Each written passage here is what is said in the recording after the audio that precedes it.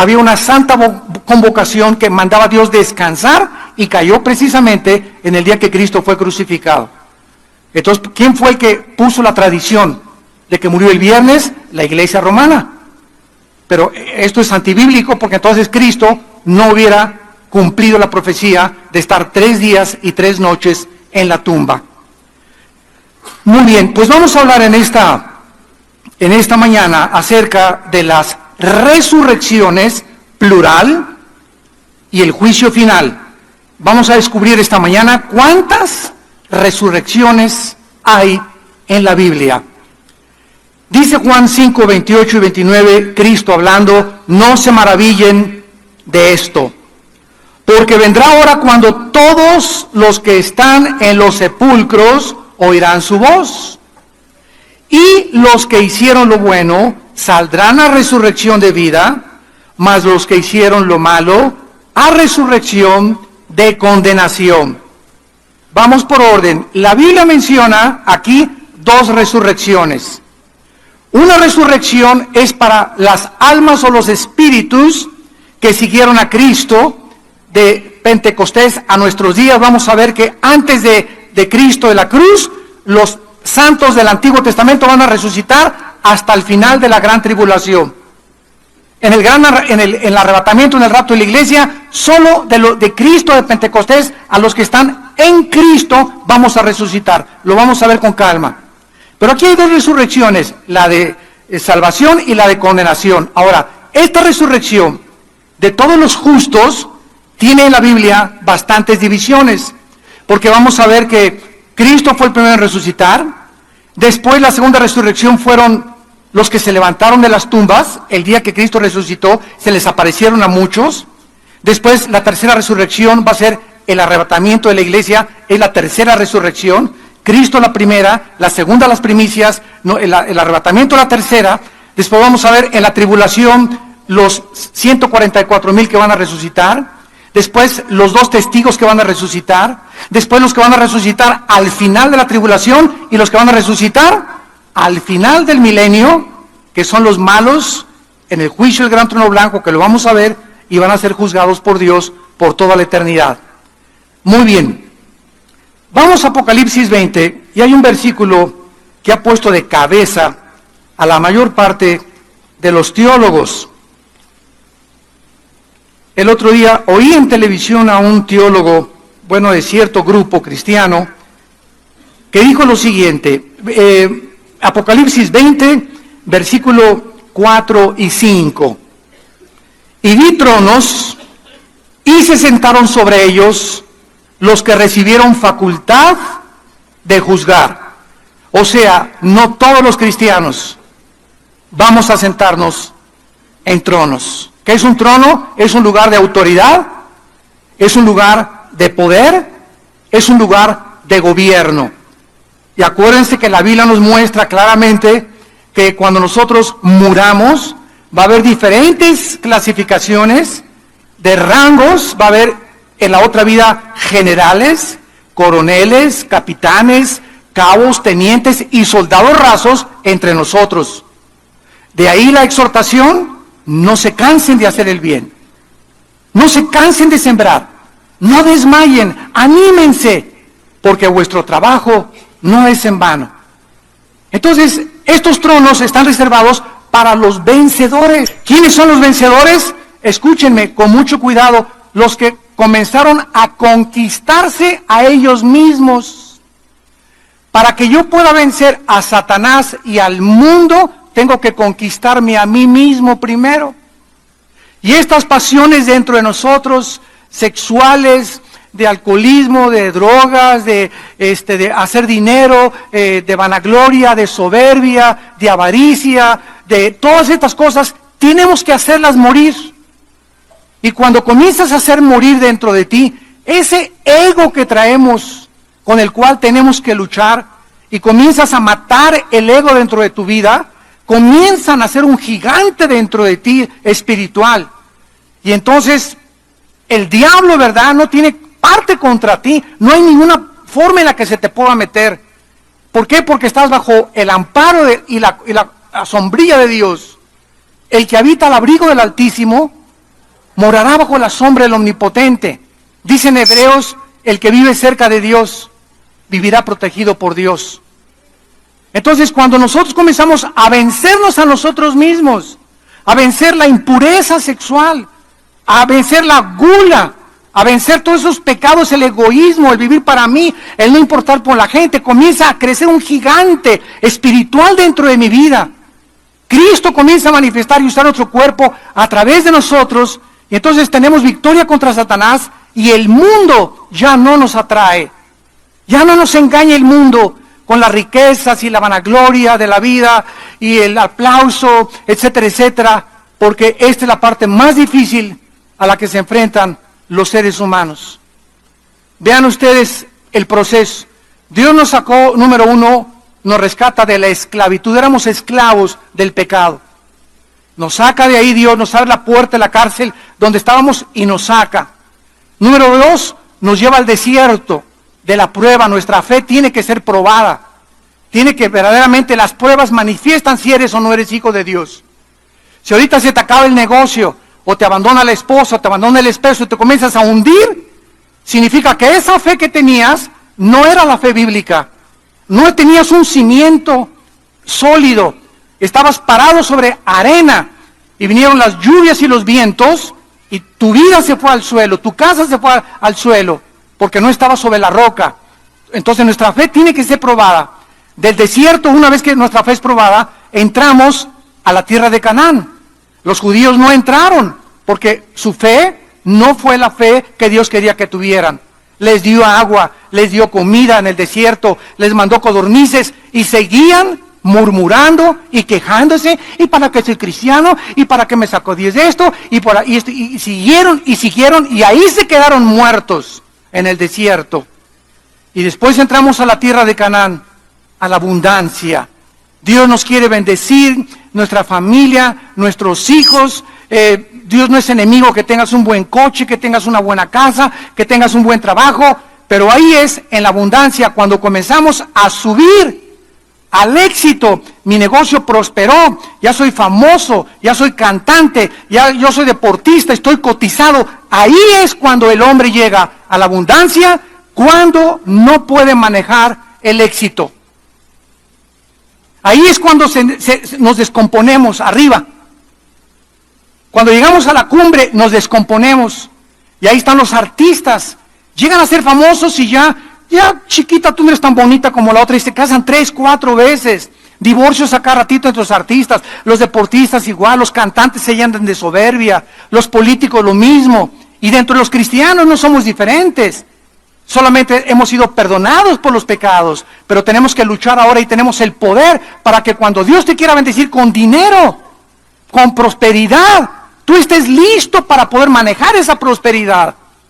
Porque no es verdad que Dios quiera darle a todo mundo dinero y hacerlos ricos a todos. Dice la Biblia que si Dios le hubiera dado dinero a muchos de ustedes, hubiera sido una maldición para ustedes. Porque si cuando viene el dinero y la bendición de Dios, tú no tienes el carácter para manejar el dinero, desperdicias el dinero en cosas vanas y superfluas. Pero cuando estás manejado por Dios y con la sabiduría de Dios y con la fortaleza de Dios, y Dios bendice porque nos quiere bendecir, ese dinero lo vas a usar para propagar el Evangelio de Cristo. Lo vas a usar para el reino de Dios. Y Dios no te va a quitar que vivas con $500,000 mientras le entregues otro $500,000 a la obra de Dios. Dios no te va a quitar si ganas 2 millones de pesos, que no, Dios solamente te pide 15, 20, 30% de lo que está en tu corazón. ¿Para qué? Para que no te hagas avaro ni pongas el dinero como un ídolo. Entonces, mientras eso no sean ídolos, Dios nos sigue bendiciendo. Y por eso muchos de ustedes, amados santos de Dios, se quejan.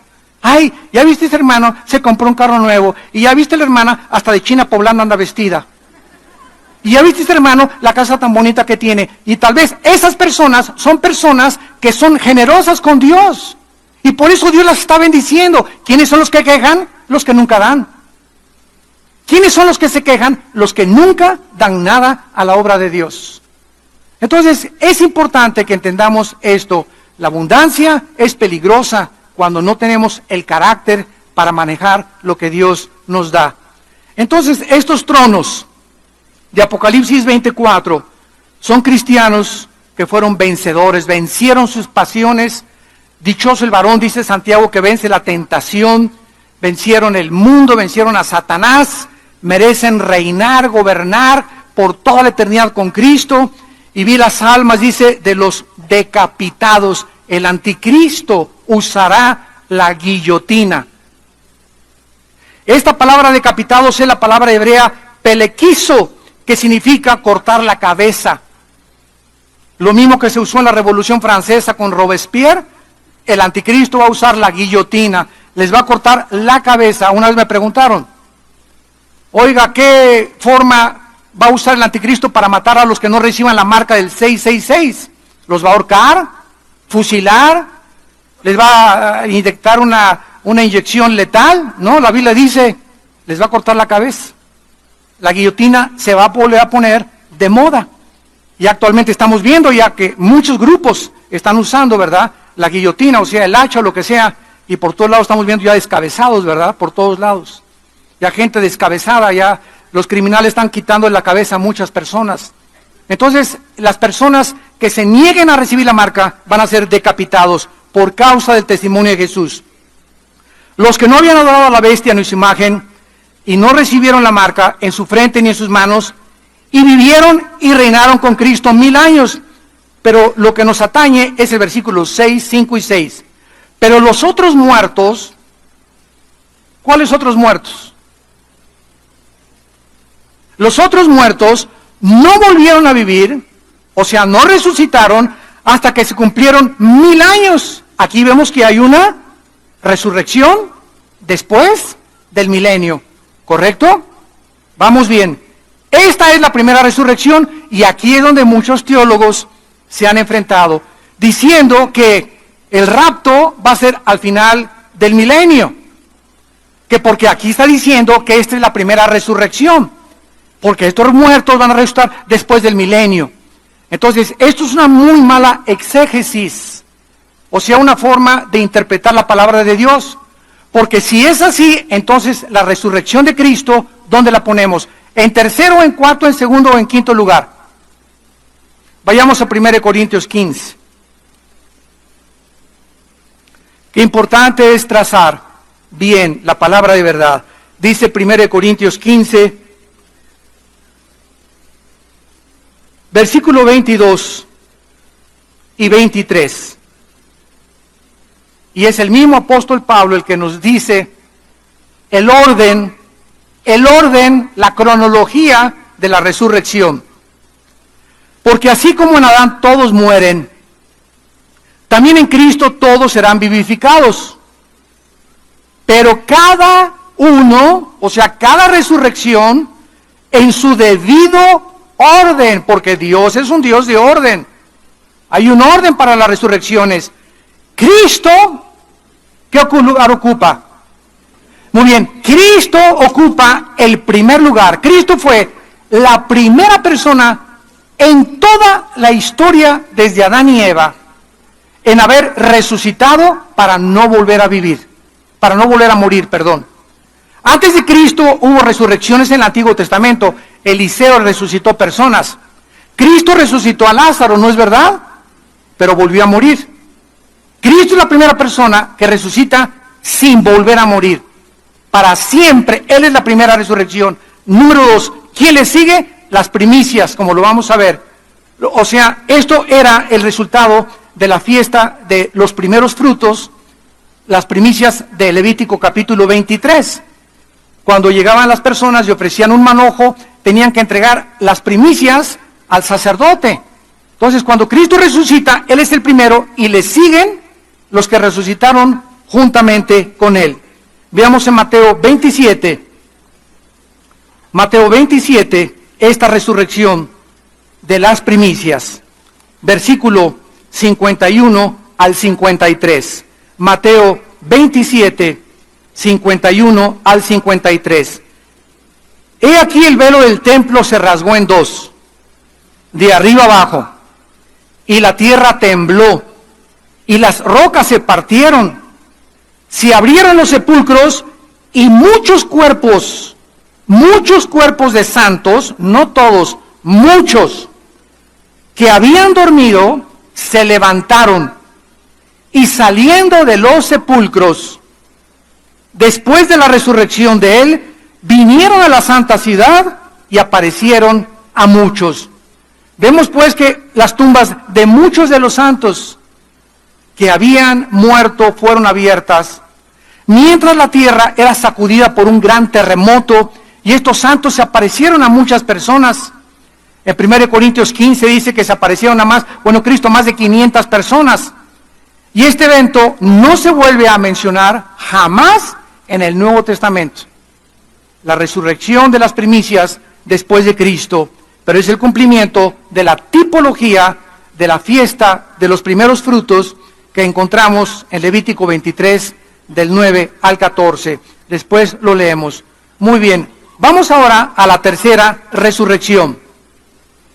Primera de Tesalonicenses, capítulo 4. Ya llevamos 2 resurrecciones, la de Cristo y la de los santos, o los primeros frutos. Ahora dice Primera de Tesalonicenses 4, que es la próxima que sigue, la de nosotros. Adiós mundo cruel, ya nunca te veré. Versículo 14, si creemos que Jesús resucitó y murió, fíjense, si creemos, porque si no crees, no tienes esperanza. Si creemos que Cristo murió y resucitó, también traerá Dios con él a los que durmieron en él. Esto significa que la enseñanza de la secta de los famosos testigos de Jehová está equivocada, porque ellos enseñan que después de la muerte estamos en un estado de inconsciencia, porque se usa la palabra dormido. Pero porque se usa la palabra dormido por lo siguiente: cuando yo me duermo y tú te duermes en la noche, nuestro cuerpo descansa y se desconecta del consciente, pero seguimos vivos físicamente. Nuestro cerebro está funcionando y está funcionando nuestro subconsciente, y por eso se usa la palabra dormidos, porque el cuerpo está sin funcionar físicamente, sin ninguna actividad, por eso se llama dormidos, pero el espíritu y el alma están en la presencia de Dios. Si estuviéramos dormidos, entonces Cristo no podría traer con ellos a los que murieron, o sea, a los que durmieron. Esto implica que los muertos ya están con Jesús, no están en el cementerio en el momento que nosotros morimos. Por lo cual les decimos esto en palabra del Señor: que nosotros que vivimos, que habremos quedado hasta la venida del Señor, no precederemos a los que durmieron, porque el Señor mismo, con voz de mando, con voz de arcángel y con trompeta de Dios, descenderá del cielo, y los muertos en Cristo. En el Antiguo Testamento nadie había en Cristo. Somos pegados, ligados, identificados, amalgamados al cuerpo de Cristo por el bautismo del Espíritu Santo. 1 Corintios 12:13. ¿Qué es el bautismo del Espíritu Santo? La operación mediante la cual el Espíritu Santo nos coloca, nos hace parte del cuerpo de Cristo. El bautismo del Espíritu Santo se lleva a cabo en el momento de la salvación. Yo he ido a muchos lugares donde nos han dicho: ¿quién quiere recibir el bautismo del Espíritu Santo? ¿Verdad? En ninguna parte del Nuevo Testamento se nos invita a que recibamos el bautismo del Espíritu Santo. Se nos dice en Efesios que seamos llenos del Espíritu Santo, pero jamás en las epístolas se nos invita a que recibamos algo que ya tenemos. Esto sucedió una vez para siempre, cuando recibimos a Cristo, estamos sellados, bautizados, estamos completos, dice Colosenses 2 en él. No, los cristianos no estamos divididos entre los que tienen el bautismo del Espíritu Santo y los que no tienen el bautismo del Espíritu Santo. Si no tienes el bautismo del Espíritu Santo, no eres cristiano. Tan sencillo como eso. Porque lo que nos hace ser cristianos es estar en el cuerpo de Cristo. ¿Y cuándo formamos parte del cuerpo de Cristo? Cuando el Espíritu nos bautiza en el cuerpo de Cristo. Pero tantas cosas, ¿verdad?, que se manejan por no conocer la palabra, ni trazar bien la palabra de verdad. Veamos qué está sucediendo aquí. Versículo 17. Luego nosotros, los que vivimos, o sea, somos esta generación tal vez, los que hayamos quedado, seremos, la palabra es arpazo, con Z, arpazo, que significa ser sacado del medio súbitamente o con fuerza. Arpazo es esto, es la palabra que se usa también para el secuestro, cuando agarras a alguien y la jalas y le escondes. Entonces, súbitamente, millones de personas en el mundo vamos a ser sacados, arrebatados, por eso se usa con fuerza, ¿verdad? Con el poder de Dios, vámonos. Y aquí se queda el traje, los zapatos, todo tu reloj, tu anillo de casado, la cartera que traías, se queda todo aquí, totalmente en el suelo. Salimos de nuestro cuerpo y mientras vamos saliendo de nuestro cuerpo va siendo transformado, lo vamos a ver, a la semejanza del cuerpo de Cristo que Él resucitó. Va a ser igualito a nuestro cuerpo al de Cristo. Vamos a verlo.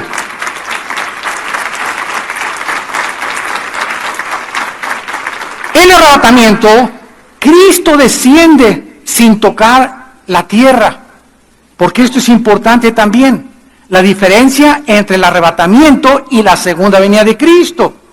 Muchos enseñan que la segunda venida es el arrebatamiento y también la segunda venida, y hay un intermedio de 7 años que se llama la gran tribulación entre el arrebatamiento y la segunda venida de Cristo. ¿Por qué?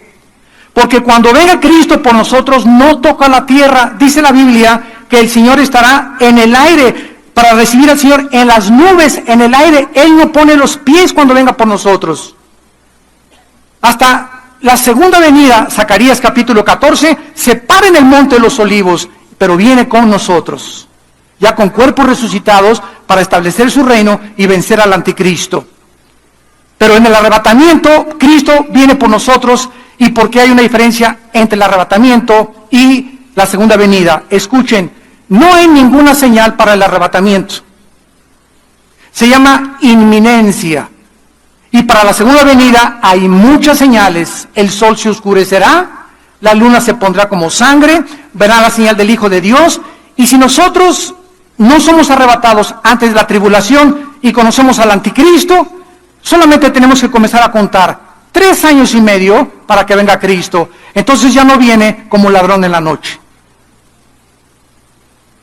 Simples verdades, ¿verdad? Y Cristo dice, vendré como ladrón en la noche. ¿A quiénes? A los cristianos. Cuando menos nos demos cuenta, por eso dice, vigilen y estén listos.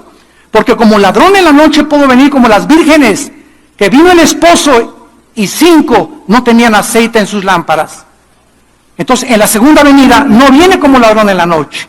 No viene intempestivamente. Va a haber señales en el cielo, en la luna, y se va a aparecer Cristo en las nubes. Pero en el arrebatamiento no hay señales. Viene como ladrón en la noche, a la hora que no sabemos. En la segunda venida, los que vivan en la tribulación van a saber, después de que el anticristo viole el tratado, que van a pasar 3 años y medio para la venida de Jesucristo. Si fuera así, entonces sabríamos cuándo venía Cristo y ya no tendríamos que vigilar porque sabríamos cuándo viene. Sencillo, mi querido Watson. Así le decía Sherlock Holmes, famoso detective, a su discípulo. Muy bien. Ahora veamos en Filipenses capítulo 3. La verdad que acabamos de enunciar, el cuerpo de nosotros, cuando resucitemos, porque pues ahorita a todos les debe interesar esto, ¿verdad? Me voy a parecer a Batman, o a He-Man, o a John Travolta, o a quién, ¿verdad? ¿Cómo será mi cuerpo? Nos vamos a reconocer, tendremos las mismas características. Ahorita en el tercer servicio voy a hablar de eso, el intermedio entre la muerte y la resurrección. ¿De qué forma hay un cuerpo? Si ahorita te mueres, por ejemplo, te mueres hoy en la noche, te petateas hoy en la noche, cuelgas los tenis hoy en la noche, ¿qué cuerpo tienes al subir al cielo? Porque todavía no viene Cristo, o sea, la resurrección es hasta el rapto, ¿correcto? Entonces, antes del rapto, ¿qué cuerpo tienen ahorita los que han muerto en Cristo? De la cruz a nuestros días. En el tercer servicio lo voy a explicar. Vamos a ver ahorita. el cuerpo que nos atañe ahorita. Dice en Filipenses 3, 20 y 21. Nuestra ciudadanía, Filipenses 3, 20 y 21, está en los cielos. De donde también estamos esperándolo, al Salvador, al Señor Jesucristo, el cual transformará. Metas schematizo en el griego, metas schematizo, que significa cambiar de forma. Cuando Cristo fue enterrado y a los 3 días resucita, ¿a quién se parecía? Me los voy a dar de la A a la Z. ¿A quién se parecía Cristo cuando resucitó?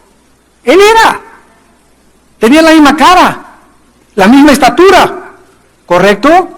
Pero su cuerpo había sido transformado. Las características moleculares y celulares del cuerpo de Cristo resucitado ya no estaban bajo las leyes físicas, la ley de la gravedad, la ley de las matemáticas, la ley de la electricidad, la ley del electromagnetismo, de Kepler, de Newton, de todos estos grandes físicos que descubrieron estas leyes, de Galileo, de la primera y la segunda ley de termodinámica. Cristo no estaba sujeto ya a ninguna de las leyes que rigen el universo actualmente y que nos rigen a nosotros. Gracias a estas leyes, los científicos pueden predecir cuándo va a ser un eclipse, cómo puede el cohete que salga de Cabo Cañaveral llegar a la Luna, si la Tierra está dando de vueltas, cómo dispararlo para que llegue exactamente. Todo esto lo calculan por las leyes que existen físicas del universo, las cuales Dios estableció. Entonces, cuando resucitemos, ya no vamos a ser afectados por estas leyes, porque van a haber leyes diferentes. Cristo no, porque resucitó hace 2000 años, cuando estas leyes existían. Por eso Él pudo volar. Lo vamos a ver que ascendió.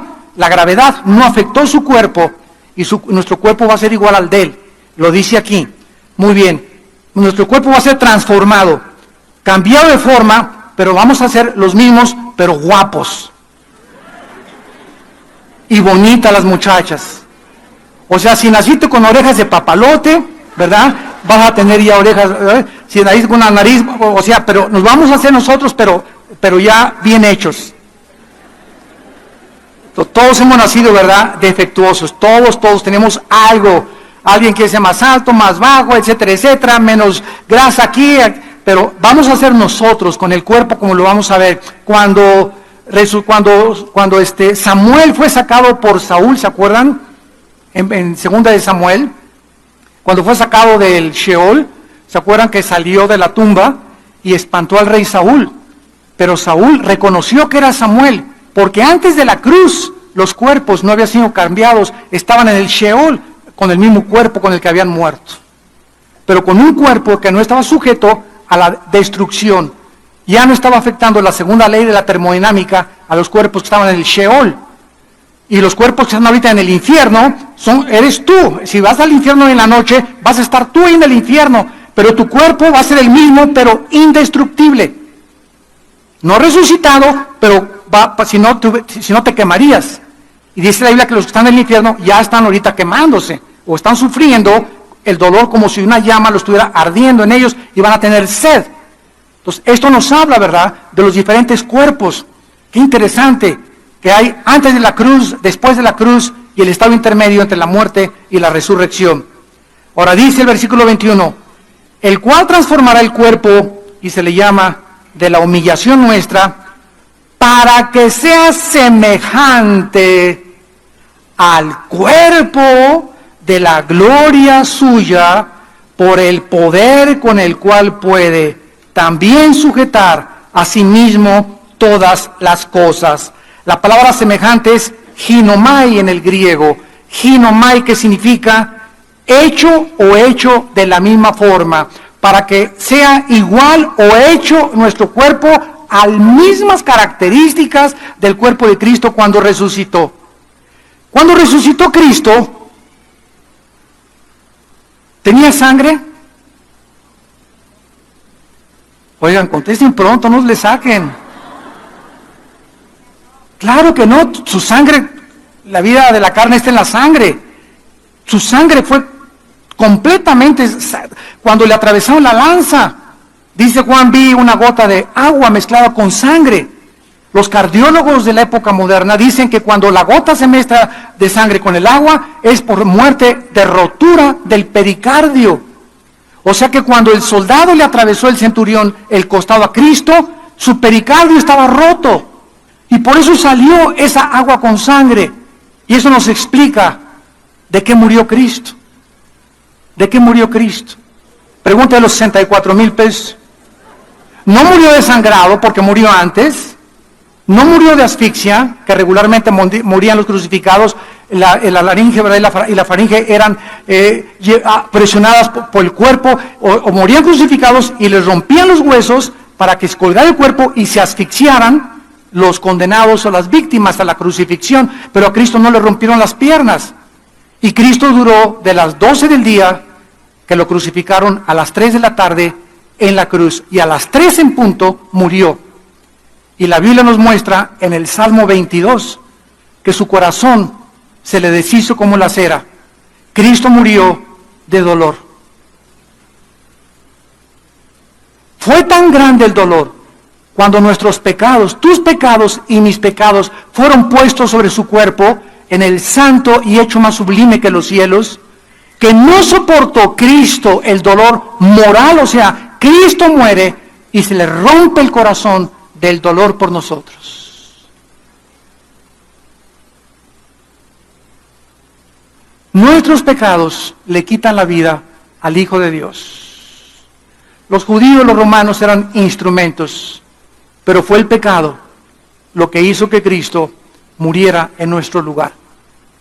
Entonces Cristo cuando nace ya no tenía sangre. Número 2, ¿comió barbacoa o tacos al pastor?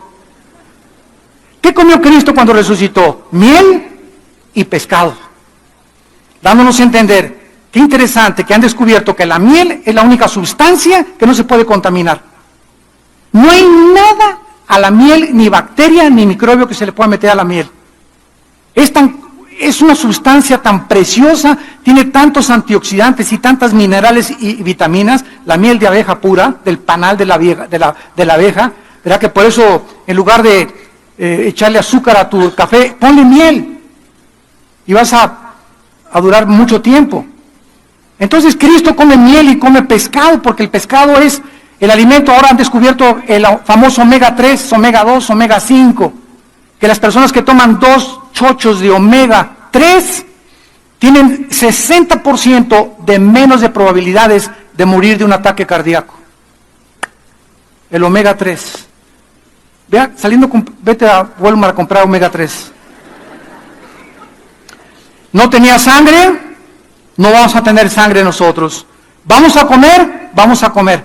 Y la Biblia lo dice en Isaías 65, que vamos a comer en el milenio puras frutas y legumbres. Número 3, Cristo se aparece a los discípulos cuando estaban en un cuarto cerrado y atraviesa la pared. La composición molecular y atómica del cuerpo de Cristo era diferente a la de nosotros. Ahorita yo agarro la mano y le hago así a este púlpito y me la lastimo, porque los átomos de los que está formado este púlpito están mucho más cerrados que los átomos de mi mano, y por eso me encuentro con algo sólido. El cuerpo de Cristo atravesó la pared. Nuestros cuerpos ya no van a tener ninguna cosa que nos detenga materialmente hablando. Vamos a tener un cuerpo, ¿verdad?, que vamos a poder atravesar las paredes. Y número 4 y último, cuando Cristo asciende a los cielos, Cristo sale volando hacia arriba y los discípulos se quedan hechos uno del 6 en adelante, y los ángeles les dicen, este que ven que se va, así vendrá con ese cuerpo muy pronto otra vez a este mundo. Gloria a Dios.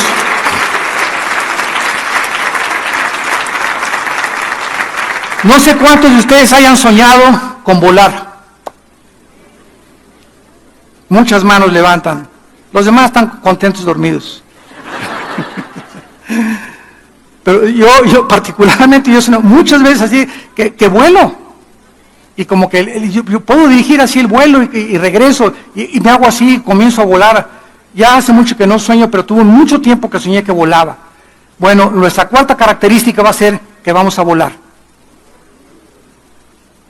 Ahorita, si quisiéramos ir a la orilla de nuestra Vía Láctea, nos tomarían millones de años yendo a la velocidad de la luz, 300,000 kilómetros por segundo.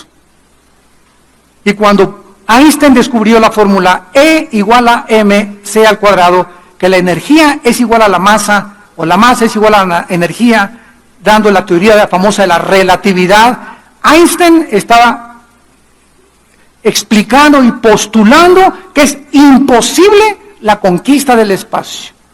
Nunca vamos a llegar más allá de Marte, por el tiempo y la velocidad. Entonces, no tenemos ni idea de lo que estamos hablando cuando la guerra de las galaxias y que vamos a conquistar las galaxias, ¿verdad? Son puras marihuanadas. Vamos a la cuarta resurrección, Apocalipsis capítulo 11. ¿Y tú que te quieres quedar en este mundo?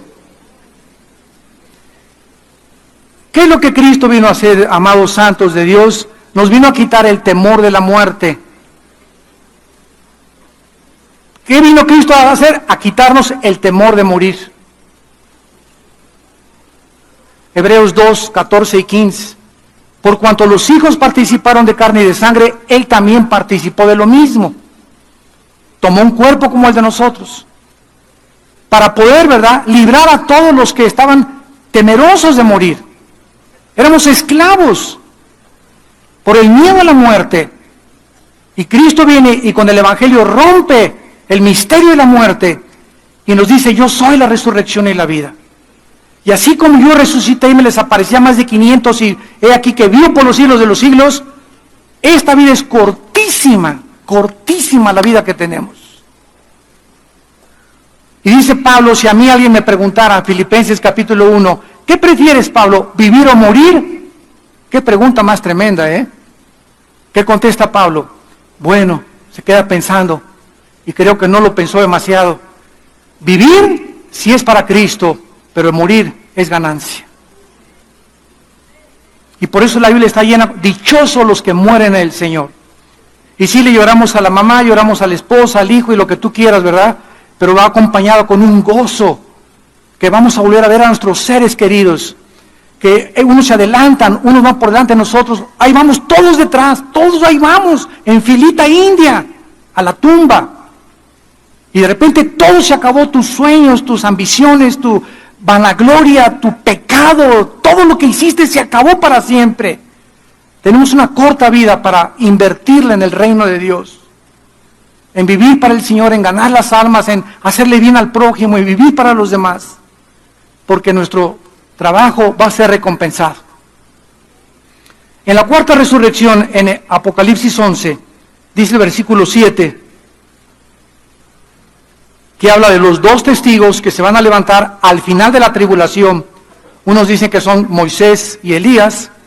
Es posible por los milagros que se repiten que van a hacer, pero en fin, cuando hayan acabado su testimonio, o sea, los dos testigos, la bestia que sube del abismo hará guerra contra ellos y los vencerá y los matará. ¿De dónde va a salir el anticristo?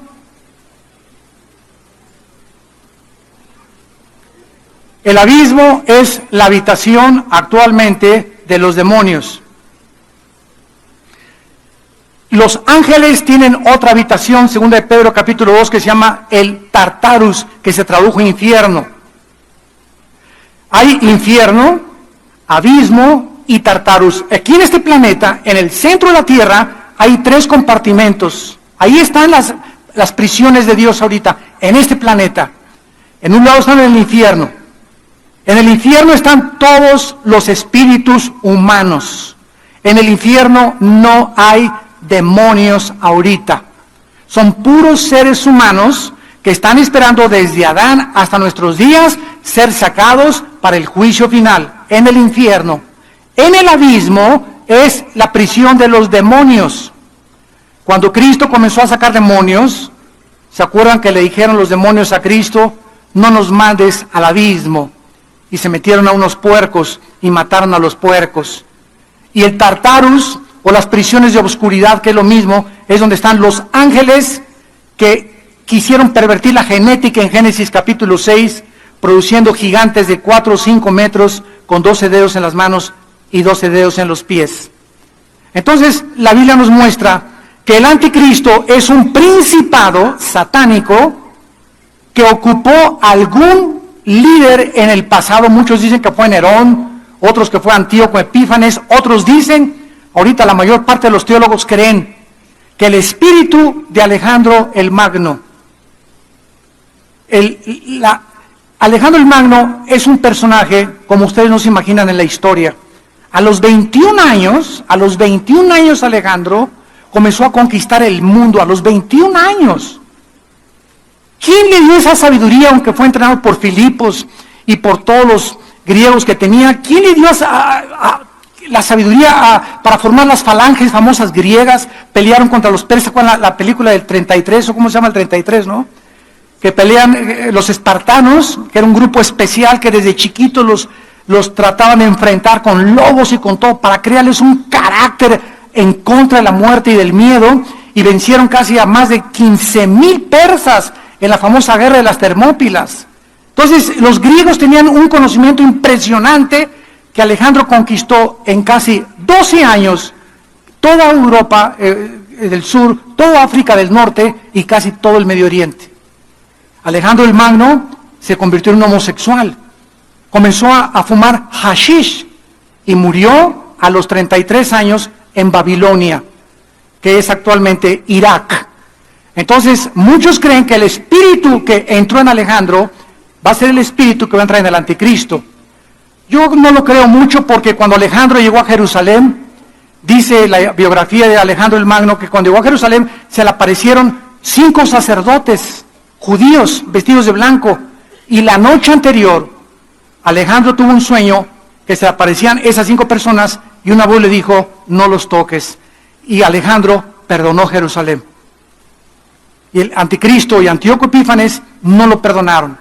Bueno, quien quiera que sea el personaje que este espíritu poseyó antes de que nazca el anticristo, va a salir del abismo y va a meterse en el anticristo. Cristo va a nacer de una mujer, tiene que ser a fuerza humano, va a ser un hombre híbrido, va a ser una mezcla, una perversión genética, el anticristo, entre tal vez animal, humano, con un espíritu demoníaco totalmente desde que nazca. Entonces, esta bestia, este hombre, el anticristo, con poderes sobrenaturales, va a matar a los testigos. Versículo 8, y sus cadáveres estarán en la plaza de la grande ciudad, que en sentido espiritual se llama Sodoma y Egipto, se refiere a Jerusalén. O sea, en Jerusalén, el anticristo asesina a los 2 testigos. Versículo 9, y los de los pueblos, tribus, lenguas y naciones verán sus cadáveres por 3 días y medio y no permitirán que sean sepultados. Por favor, en el versículo 9 de tu Biblia, hazle un círculo a la palabra verán. ¿Cómo es posible que hace 2000 años se pudiera profetizar que vendría el momento en la historia en la que todas las naciones del mundo y los pueblos y las tribus iban a ver el mismo evento al mismo tiempo, si no se hubieran inventado los satélites de comunicación? Aquí están profetizados con 2000 años de anticipación los satélites de comunicación. Todavía el siglo pasado se burlaban de la Biblia. Mira nada más, aquí está diciendo que todo el mundo va a ver al mismo tiempo la muerte de los 2 testigos. Y ahorita prende la televisión y en CNN ya está la guerra de Corea, ya está la guerra de aquí, la muerte, la coronación del Papa, el evento que querramos, lo estamos viendo en todas las naciones del mundo, que casi somos 200 naciones, el mismo evento al mismo tiempo, gracias a que en 1957 se aventó por primera vez el satélite Sputnik por los rusos. Y ahorita hay cientos de satélites que están transmitiendo continuamente en una órbita geocéntrica alrededor del ecuador las transmisiones de lo que pasa en el mundo entero. Aquí está en la Biblia antes que la ciencia lo descubriera. Señores ateos, se eduquen. Y los moradores de la tierra, versículo 10, se regocijarán. Todos estarán, imagínense nada más la insensibilidad a la que el mundo se está dirigiendo, a la deshumanización del ser humano, donde cada vez tenemos menos sentimientos los unos por los otros, donde cada vez el ser humano ve al ser humano como un objeto a quien usar y no a quien bendecir, a quien explotar y no a quien ayudar. Se van a estar felices el mundo, mataron a los dos testigos. ¿Y por qué estaban felices? Y se alegrarán y se enviarán regalos, porque estos dos profetas habían atormentado a los moradores de la tierra. El Evangelio de Jesucristo tiene dos efectos: olor de vida para vida, olor de muerte para muerte. Hay gente que yo le he hablado de Cristo y me dicen, el otro día cenamos con mi mamá que cumplió 87 años, por cierto, en su cumpleaños pasado, ahí en Cuernavaca le hicimos una fiesta y fue una señora bien famosa, pero bien famosa, me reservo su nombre, y comencé a testificarle en la mesa, se sentó con nosotros y con su esposo, con mi mamá, y cuando le comencé a testificar, inmediatamente, no me hable de la Biblia, así. No me hables de estas cosas. Yo tengo mis creencias y yo tengo mi filosofía oriental y yo no quiero que me hable de esas cosas. Se terminó la conversación, muchacho. ¿Está bien? Con permiso, discúlpenme. Pero nos damos cuenta que hay gente que le hablas y se enojan. Se sienten atormentados. O comienzan a hablar de Jesús y ya vas a comenzar con estas cosas, mejor me voy. Oye, pero estoy hablando de Jesús, mejor háblame de... ¿Quieren que mejor les hables de Hitler y para que bailen el jarabe tapatío? Increíble, pero cierto. Bueno, esto va a suceder. Y versículo 11.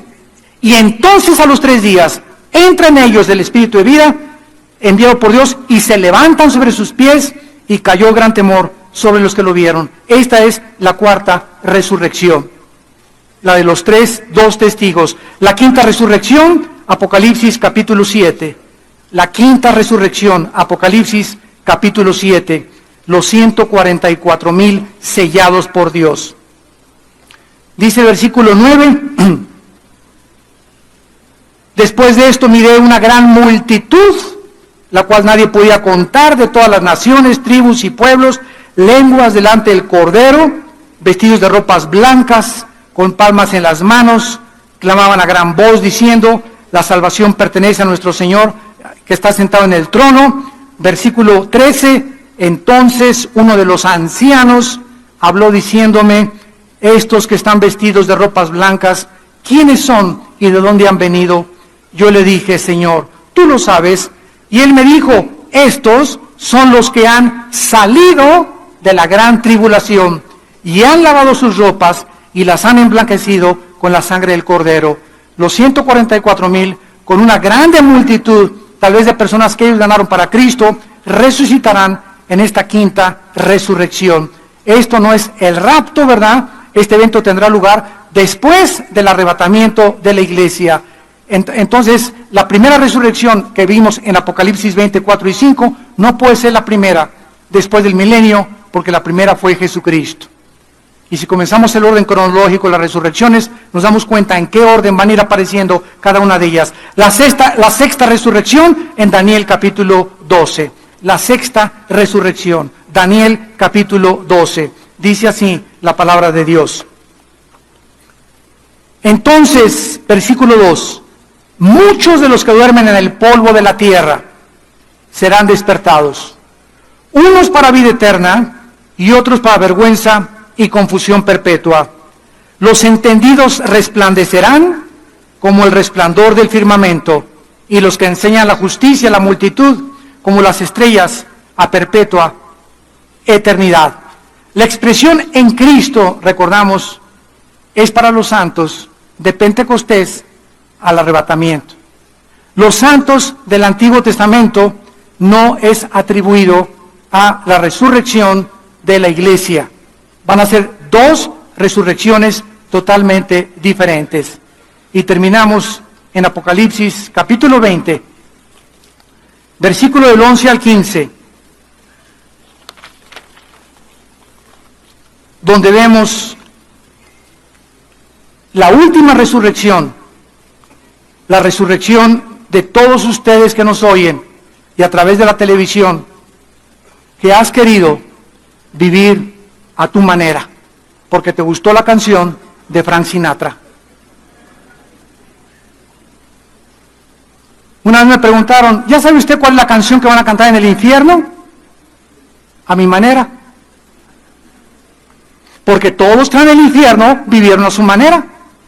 No, a mí no me enseñes, no quiero los 10 mandamientos de Dios, no quiero hablar de Cristo. Y muy bien, pues vas a pasar la eternidad cantando a mi manera. Porque a tu manera quisiste vivir. Porque el que quiera salvar su vida la va a perder. Pero el que la pierda por causa de mí, la va a salvar. Y tienes esta vida, únicamente esta vida, persona que me escuchas, y a través de la televisión, para que tú escojas y determines dónde quieres pasar la eternidad. Dice Apocalipsis 20, versículo 11. Vi un gran trono blanco, y al que estaba sentado en él, de delante del cual huyeron la tierra y el cielo, y ningún lugar se encontró para ellos.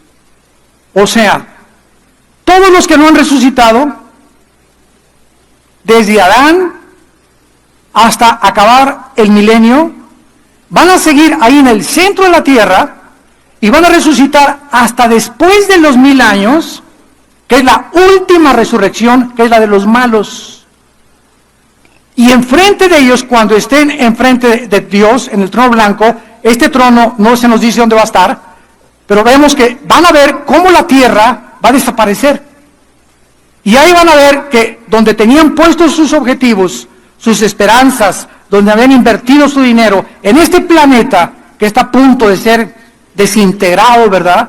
En el basurero que estamos viviendo ya, que hemos hecho nosotros con el pecado, ahí van a ver que ese planeta que creían que habían puesto esperanza, va a desaparecer para siempre. Con todas sus esperanzas y los sueños que tenían, va a desaparecer para siempre. Enfrente de ellos. Y vi a los muertos, versículo 2, grandes y pequeños de pie ante Dios. Y los libros fueron abiertos, y otro libro fue abierto, el cual es el libro de la vida.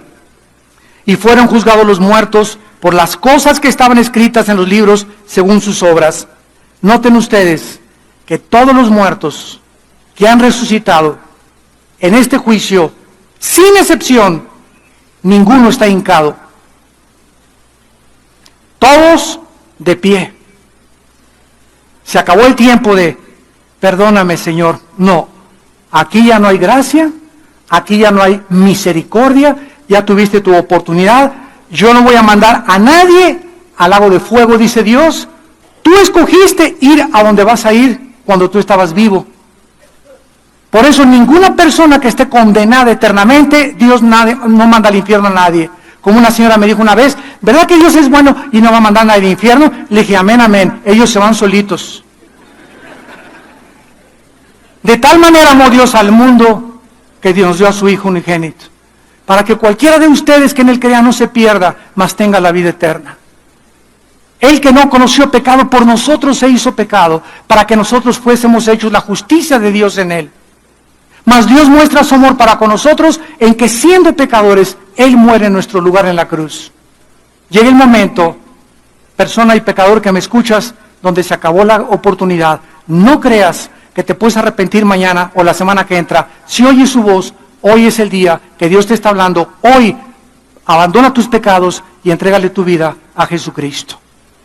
Y ahí estaban los muertos de pie ante Dios y se abrieron los libros y fueron juzgados de acuerdo a lo que estaba escrito. Escuchen, la salvación no es por obras, pero el juicio final será por las obras que tú hiciste. Dios no nos toma en cuenta las obras que hayamos hecho para salvarnos. Y si tus obras fueron como el carbón y tus pecados abortaste 10 veces, asesinaste 50 veces, dime lo peor que has hecho, en la sangre y en la cruz hay perdón. En la cruz hay perdón. Pero es cuando tú te mueras, las obras malas que hiciste, tus pensamientos y todo serán contados para tu condenación eterna. Y el mar entregó los muertos que había en él, todos los que se ahogaron en el Titanic, todos los que se han ahogado ahogados o que se los comieron los tiburones, todos los muertos que están en el mar van a resucitar. Todos los que están en la tumba, la muerte y el Hades van a resucitar. Y fueron juzgados según sus obras. Y la muerte y el infierno, o el Hades, fueron lanzados al lago de fuego. Esta es la muerte segunda.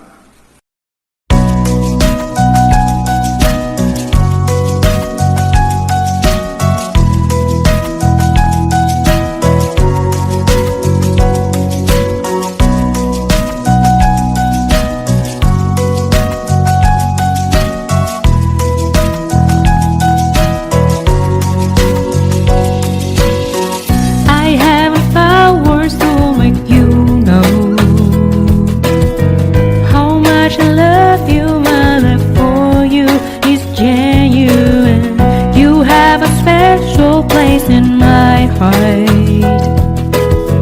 no one can take that place. I love everything about you and trust you even when I will be miles apart from you. I promise to be with you forever. The person who make my life beautiful is none but you.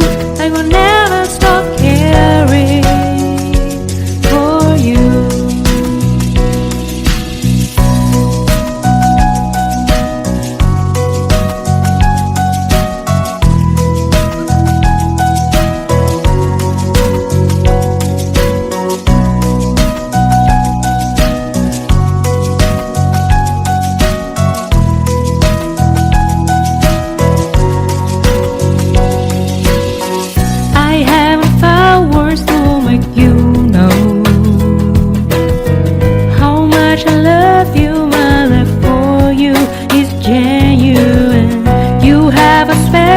Place in my heart.